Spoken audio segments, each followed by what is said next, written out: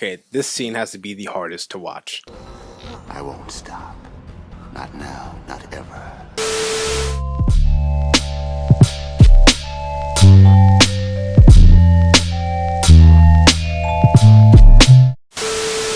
What do you guys? Report Caped Informer, and we're back in the building for an episode analysis. Yeah, a little something different this time. Today we're diving deep into what's probably my favorite episode of Teen Titans ever, Season 3, Episode 5, Haunted, where we witness our hero Robin's mental decline as he battles with what he believes is his arch nemesis Slade. This episode is powerful, heartbreaking, amazingly animated and written. Most of the series honestly is. It's definitely one of the best DC animated projects out there. Definitely the best Teen Titans show out there. But let's not get into those other shows today. I'm such an asshole, huh? I took you to that was part of Daddy's training to me the whole time. Anyways, guys, you know what to do. Hit that like and subscribe button for your boy, so you never have to miss out on any of my reviews, reactions, and deep dives here on this channel. And also, if you're interested in me breaking down classic DC animated shows just like this one, go ahead and check out this one I did for Batman Beyond. It's an oldie but a goodie. Without further ado, you guys, let's crack right into this episode.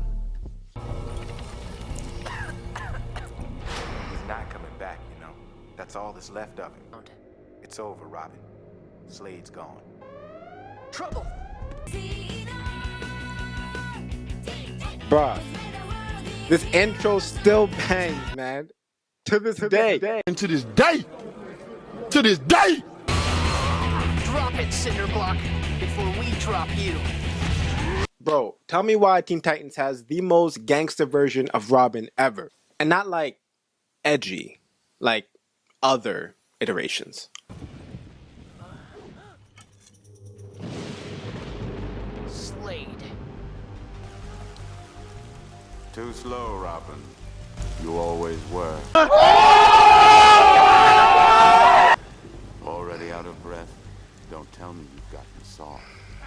What are you planning? Seismic generators, Robin.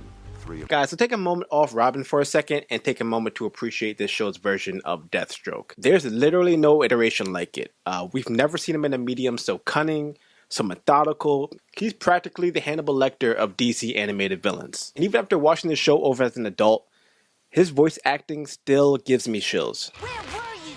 We had to finish off Cinderblock by ourselves in the rain and slippery. We'll worry about how Slade survived later. Right now, all that matters is how we stop him. Cyborg. And this is where it begins. This scene right here is where Robin completely disregards his friends and his logic and falls prey to his PTSD. First stage is always denial. Cyborg, check out the bridge. Raven, take the park. Beast Boy. So, long story short, Robin sends his team on this wild goose chase, or in this case, ghost chase, for the alleged seismic generator Slade has planted. And they come up with Diddley. No signs of anything unusual. They're exactly where Slade put the generators.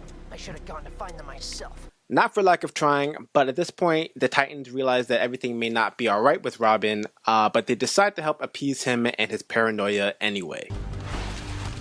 Tick-tock, Robin. This is going to be easier than I thought. Starfire, stop him! What happened? You are hurting me. Slade ran right by you. Now this part is where things get kind of scary. As a viewer, we didn't know yet that Robin was having a hallucination until we see Slade run right past Starfire without her seeing him. Come and get your boy, Bruce. I think he's had one too many. He said he saw Slade. I tried to see him. I truly did. Starfire is so sweet and innocent in this series. So this is another dangerous stage. Instead of Robin seeking out the help that he desperately needs, he instead tries to isolate himself from his team. So, here we are again. The old haunt. Why couldn't Starfire see you? I believe you are familiar with cloaking technology. Take note on how Slade, or at least this figment of Slade, keeps baiting Robin with comments about him being slower, weaker, softer. In these instances, Robin is using his own insecurities to fuel these hallucinations. Whether it be from insecurities about him being in Batman's shadow, or being the only Teen Titans member without any powers, it's very telling how vulnerable he lets himself become in this episode. And they can't see me. They can't see the truth, Robin. even when it's right in front of them. Bro, Slade is living in our boy's head. And why? Rent free. You can't even touch me.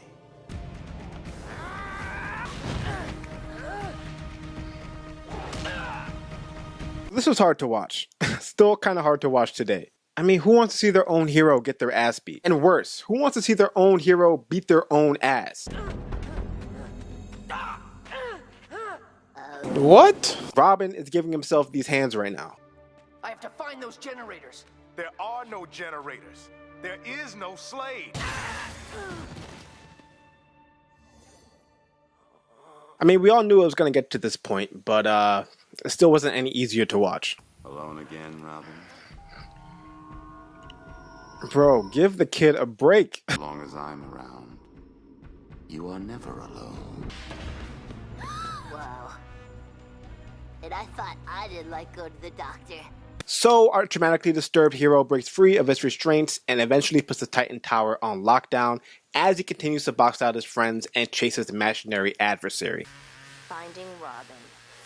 Azarath, Metrion, Zinthor. Raven ends up being the only person that's able to reach Robin through telepathy, which reveals to her and the rest of the team for that matter that Slade is indeed real, but only inside Robin's head. What was also super interesting about this scene is that when Raven gets inside Robin's mind, along with images of Slade, we see glimpses of what appears to be silhouettes of Bruce Wayne passing along something to Robin, and then a short clip of his parents falling to their deaths in the infamous trapeze incident. Evidence of possible prolonged or unresolved trauma. It's common for people to link incidents when they haven't gotten over their initial trauma or their internal trauma imprint. This episode goes so deep into mental health, which is why it's one of my favorites. Raven, what are you? You have to get out. Slade, he'll destroy you. See, Robin? There's no one he's... But he's real to Robin, and that's all that matters.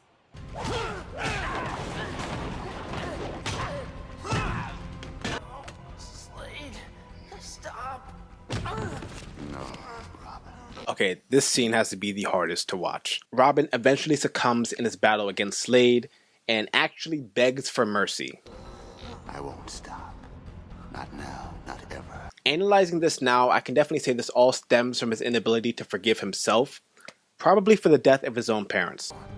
I'm real enough to finish you. Lights out, Slade. Looks like Slade pulled off one last trick.